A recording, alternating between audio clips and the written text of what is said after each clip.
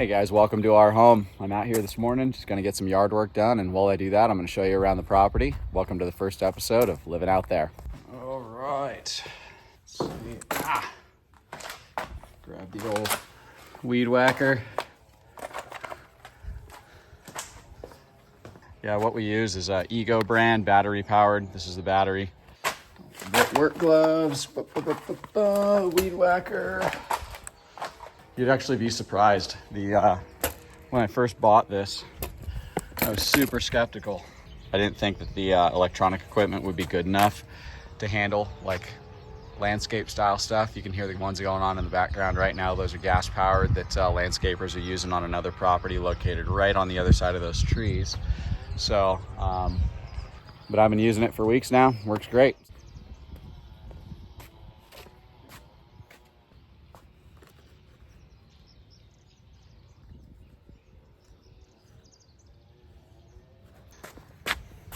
Before we get started, got to put some string in the weed whacker, so let's do that real quick.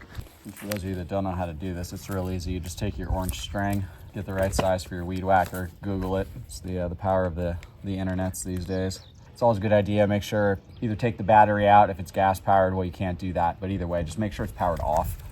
Yeah, and you basically just feed the string through. There's a hole on either side. Feed it in one side, out the other. It doesn't matter which side is which, and then give an equal length of string on either side of the weed whacker.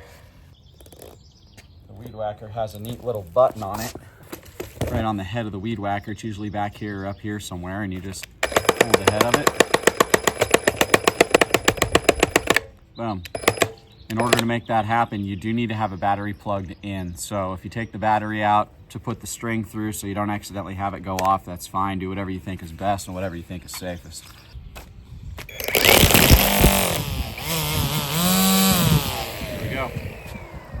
First, we'll go down here, we'll get started on the pasture. Yes, I look ridiculous in the safety goggles, but dude, if you've ever used a weed whacker without safety goggles and haven't like gotten crap in your eye or almost gone blind from it, you're lucky. I think every dude on the face of the planet, all the dumb ones at least, me included, have done that at least once, and it's been super sketchy. So always have your safety goggles.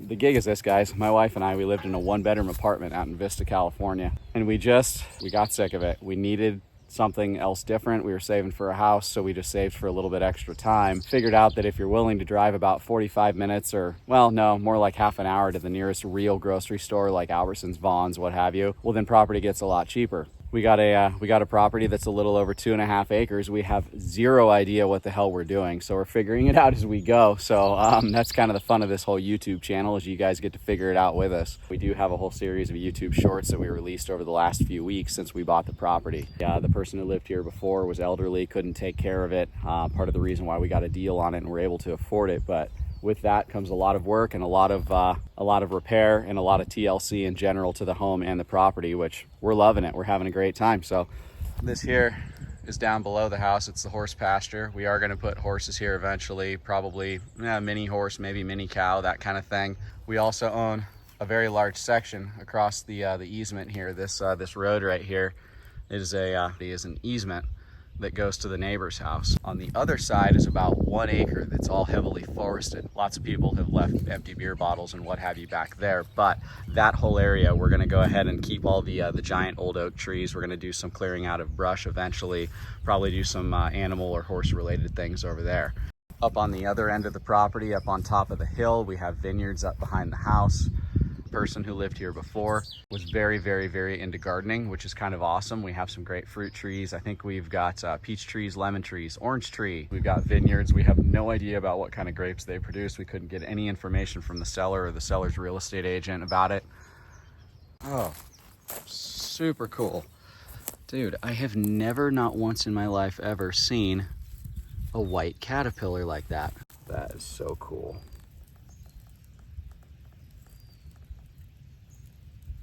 Very cool. Some caterpillars out here are poisonous though, guys. I've actually gotten stung by one before when I was a kid, and it was one of the most painful things ever. It felt like I got gunshot in the hand. We are learning about more and more little critters out here as we go.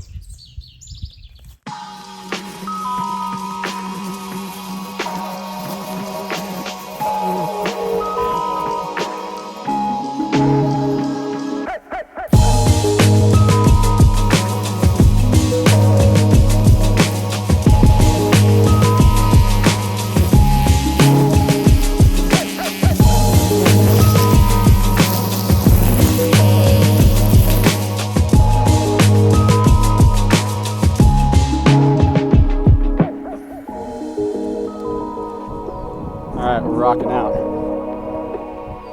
Gotta jam to some music when we do this stuff, otherwise it gets freaking monotonous and boring. Alright, we're getting up to the upper end of the property. We're gonna go to town. I gotta figure out what to do with the mustard weed, or the rape weed as they call it. I'm gonna weed whack a bunch of it right now, and then I gotta come up with a solution in the next few days or a couple of weeks before it all grows back.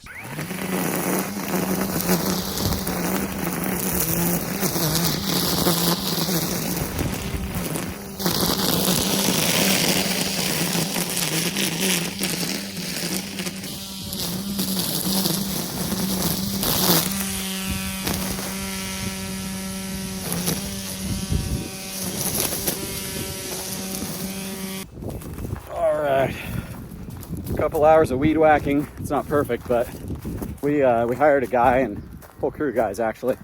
One of them with a tractor and a bunch of dudes with weed whackers and other hand tools. Cleared it out. Our whole property was 2 to 3 feet deep in weeds, 4 feet give or take in the pasture in a lot of areas. So we kind of hit the reset button on it, paid a little bit of money to do it, but it was worth it. Now it's just upkeep. That's how it is. Southern California home ownership, man. It is expensive, but we're glad to have our own little slice of heaven. So that the morning yard work, that's pretty much done. I'm gonna stop now. Shh, don't tell anybody. Let's take you for a tour. All right, out back of the house, we've got this little area. We'll have lots of campfires, cook out over the fire. I've got a little tripod for cooking. Also right here is where Paddington lives, the tortoise. He's roaming around here somewhere. I've got a little fence that kind of goes up and around. You can't see it much. I'm gonna put in a bigger, nice wood fence there, but for now it's a wire fence. That works.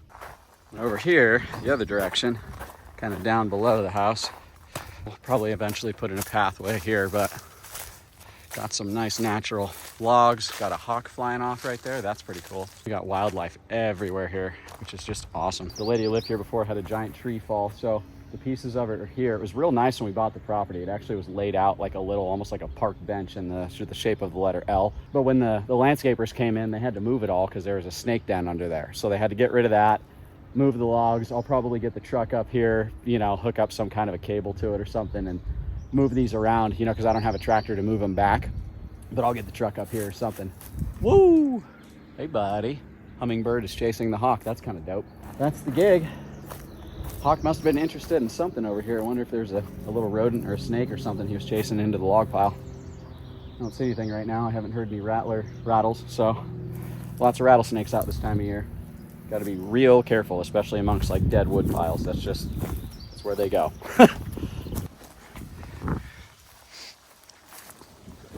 I just finished up with the weed whacker up the hill and kind of around the corner up those trees up there is where all that rape weed, mustard, whatever the hell you want to call it is.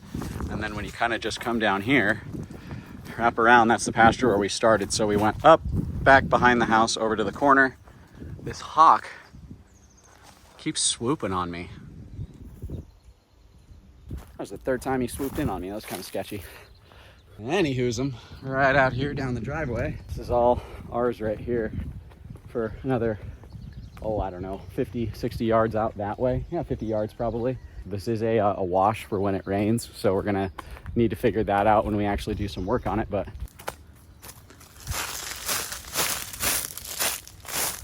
this looks like Rattlesnake City, so gotta be careful. Probably lots of poison oak back here too.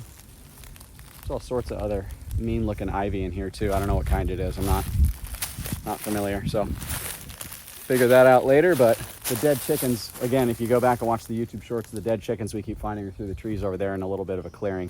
This is animal highway, coyote highway for sure. At night, like they come right through here, they use this wash, they go down. Whenever we do end up doing anything with this, we're gonna need to build it so the wash can continue. Oh, and look at that. There is bird remains, not chicken remains this time, no. This looks like, oh dude, it's a roadrunner. All right, close your eyes if you're squeamish. Dude, it is a roadrunner head. Yeah, we have roadrunners all over the place. I see them on the property constantly. Walking on down the road right here, this is our nice little chicken graveyard.